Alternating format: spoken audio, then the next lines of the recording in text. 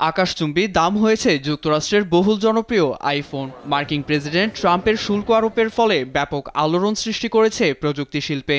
এর সরাসরি প্রভাব পড়ে অ্যাপল কোম্পানির এই মোবাইল ফোনে, যা আইফোন ব্যবহারকারীদের জন্য বড় দুঃসংবাদ। বর্তমানে বেশিরভাগ আইফোন চীনে তৈরি করা হয়। মার্কিন পণ্য রপ্তানিতে চীনের উপর 54% শুল্ক আরোপ করা হয়। শুল্ক আরোপের এই বাড়তি খরচ বহন করতে হবে আইফোন কোম্পানিকে, ফলে ক্রেতাদের জন্য বৃদ্ধি পাবে ফোনের দাম। এদিকে ম্যানহাটেন অ্যাপল স্টোরের বাইরে ক্রেতাদের দেখা যায় $2000 মূল্যে ফোন ক্রয় করতে। এর মূল্য ভবিষ্যতে $3500 বৃদ্ধি পেতে পারে, যা নিয়ে সাধারণ মানুষের মধ্যে দেখা দিয়েছে প্রতিক্রিয়া। আইফোনের জন্য এত খরচ করতে নারাজ তারা। এই শুল্ক বিশৃঙ্খলা সৃষ্টি করছে।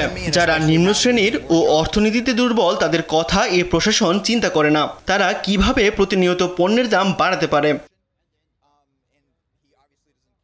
সার্বিক পরিস্থিতি বিবেচনায় ওয়েডভার্স সিকিউরিটিজের ব্যবস্থাপনা পরিচালক ড্যান আইভলস বলেন, চায়না কম মূল্যে আইফোন রপ্তানি করে থাকে, কিন্তু যুক্তরাষ্ট্রে একই ফোন উৎপাদনে গুনতে হবে চড়া মূল্য।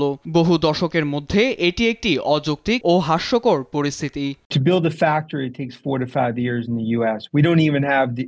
যুক্তরাষ্ট্রে অবকাঠামো ও নিয়োগ কর্মী না থাকায় কারখানা তৈরিতে সময় লাগে 5 বছর।